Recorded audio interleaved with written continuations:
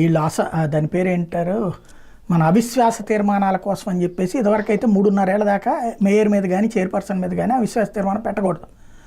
అందుకని దాన్ని సవరించి 2.5 ఏళ్ళకే పెట్టేసి ఇప్పుడున్న వైసీపీ వాళ్ళందరినీ తీసేద్దామని భావించారు.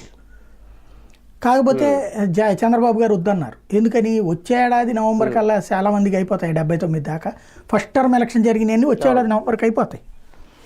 ఆ తర్వాత మళ్ళీ ఇంకొక 3 నెలలకే, అంటే వచ్చే ఏడాది జూలై ఆగస్టు నుంచి నవంబర్ దాకా చాలా వరకు అయిపోతాయి. ఎందుకు మనం ఇప్పుడు అనవసరంగా ఇప్పుడు మనం కనుక ఇది చట్టం చేసామంటే నెక్స్ట్ మన వాళ్ళకి దెబ్బ పడుతుంది ఆ తర్వాత. కాబట్టి అట్ట వద్దని ఆపారు చంద్రబాబు గారు. ఆ బిల్లు పెడుతున్నారని ముందంతా రచ్చ నడిచింది, ఆ తర్వాత లేదని చెప్పేసి పొద్దున్నే పేపర్లో రాశారు వార్త.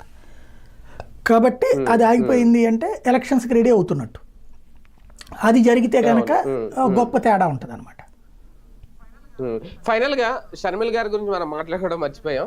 2024లో అంటే ఆమె ఓకే పిసిసి చీఫ్ గా ఉన్నా లేదంటే జగన్ చెల్లెలు అనుకున్నా, 2 రకాలుగా కూడా, ఒకటి వ్యక్తిగతంగా అన్నా చెల్లెల మధ్య వస్తున్న వివాదాలకు కూడా దాదాపు ముగింపు పలికేసినట్టేనా, ఇంకా అవి మళ్ళీ వాటి గురించి చర్చించడాలు ఇవన్నీ ఉండవా? అలాగే ఆమె రాజకీయ భవిష్యత్తు కూడా 2024లో ఆమె కలిసి వచ్చిందని అనుకోవాలా కాంగ్రెస్ లో? ఆంధ్రప్రదేశ్ చరిత్రలో షర్మిలకు అత్యధికంగా ప్రచారం దక్కినటువంటి సందర్భం ఈ ఏడాది నాది.